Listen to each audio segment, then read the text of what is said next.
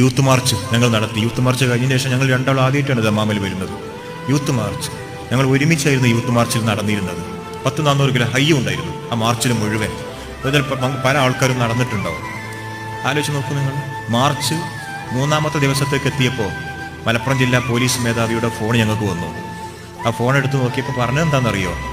റോഡാകെ ബ്ലോക്കാവുകയാണ്, ജാഥയിൽ ആയിരങ്ങൾ അണിനിരക്കുകയാണ്, കാണാനാണെങ്കിൽ 10,000 അവിടെയും ഇവിടെയും കാത്തു നിൽക്കുകയാണ്. മലപ്പുറം ജില്ലയിൽ ഇത് പ്രശ്നം ഉണ്ടാക്കും. അതുകൊണ്ട് എല്ലാ ദിവസവും ഒരു പോലീസ് ജീപ്പ് ഞാൻ നിങ്ങൾക്ക് വിട്ടുതരാം. നിങ്ങൾ പരമാവധി വളണ്ടിയർമാരെ കൂട്ടി ഗതാഗത തടസ്സമില്ലാതെ മുന്നോട്ട് കൊണ്ടുപോകണം. അപ്പം ഞാൻ പറഞ്ഞത് വിജയിച്ചിരിക്കണു. ഒരു പോലീസ് വണ്ടി നിങ്ങൾക്ക് വിട്ടുതരാം. നിങ്ങളതൊന്ന് മര്യാദക്ക് കൊണ്ടുപോയിങ്ങാണ്ടൊന്ന് ഗതാഗത തടസ്സം ഇല്ലാതാക്കാൻ. 2000-3000 ആൾക്കാരാണ്. ഞാൻ എപ്പോഴും സെക്രട്ടറിയും ഞാനും സംസാരിച്ചു. സെലിബ്രിറ്റി പരിവേഷമുള്ള ആരെങ്കിലും ഇതിൻ്റെ മുന്നിൽ നടന്നിരുന്നോ? എല്ലാ യുവജന യാത്രയും നയിച്ചത് വലിയ ലീഡർഷിപ്പിലുള്ളവരായിരുന്നു. മുന്നവറിൽ തങ്ങളും